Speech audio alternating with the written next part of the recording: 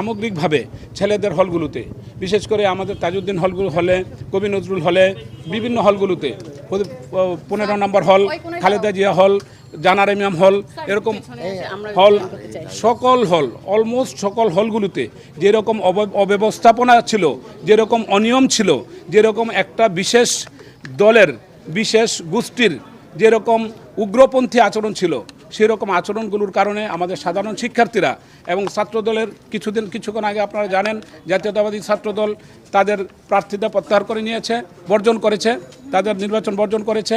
আমরাও বিভিন্ন হল যে দায়িত্বগুলো পালন করছিলাম, আমরা সেই দায়িত্ব থেকে আমরা নিজেদেরকে অব্যাহতি নিচ্ছি। তিনি তখন বললেন যে আমাকে নির্বাচন কমিশন বলেছে ইলেকশন চালাতে হবে, দরকার হলে বল পেনের দাগ দিয়ে আপনারা ইলেকশন চালান। আমি 15 নম্বর হলে ছিলাম। আমার মনে হয় আমার হল থেকেই প্রথমে অ্যানোমালিসটা ধরা পড়ে।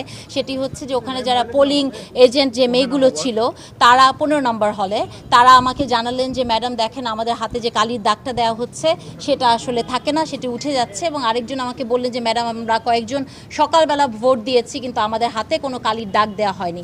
এটা যখন আমাকে বলা হলো তখন আমি দেখার চেষ্টা করলাম যে কালির দাগটা আসলে কোথায় থেকে আসে। আমি সেন্ট্রাল থেকে ওই হলের দায়িত্বে ছিলাম।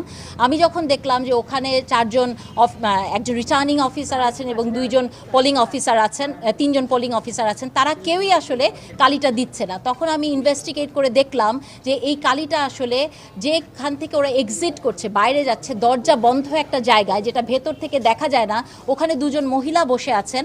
আমি জানি না তারা কারা এবং তাদেরকে দেখে আমার মনে হয়নি যে তারা বিশ্ববিদ্যালয়ের কোনো শিক্ষক বা ওই হলের কোনো ছাত্রী। তারা এই কলমটি হাতে নিয়ে বসে আছেন এবং আমি তখন এই কলমটি নিয়ে হাতে দাগ দিয়ে দেখলাম যে জাস্ট মিনিটের মধ্যে এটা দাগ দিলে উঠে যাচ্ছে। তখন আমি ওখানে যে রিটার্নিং অফিসার, তার নাম শবনম ফেরদৌস, তাকে আমি প্রশ্ন করলাম যে আপনি আপনার এইখানে যে এরকম কালির দাগটা দেয়া হচ্ছে, এটা তো আমরা জানি যে কোনো প্রাপ্তবয়স্ক মানুষই জানে যে নির্বাচনে এই কালির দাগটা দিতে হয় আপনি যখন ব্যালট পেপার নেবেন তার আগে, নিয়ে আপনি কালির দাগ দিয়ে আপনার আঙুলে ব্যালট পেপার দেওয়া হবে, আপনি বুথে ঢুকবেন এবং তারপরে আপনি ভোট দিয়ে বক্সে ফেলে বের হয়ে যাবেন। তাহলে এইখানে সিস্টেমটা কেন উল্টো হলো, কেন কালি দেওয়ার সিস্টেমটা তাও আবার গেটের বাইরে করা হলো?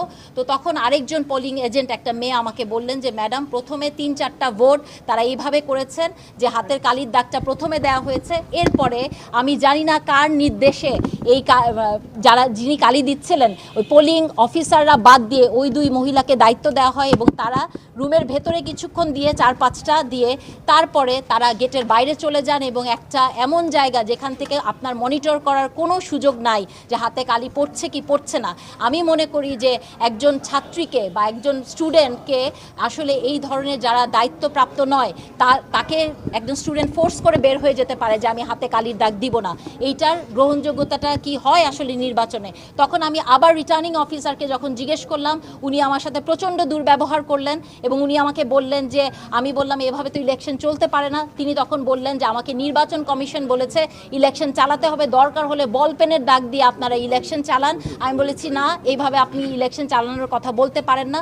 তখন উনি আমাকে বলেন যে তাহলে আমি বের হয়ে চলে যাব। তো আমি বলেছি আমি সারাদিন এখানে বসে থাকতে পারবো না। আমি বলেছি যে এটা ইটস আপ টু ইউ।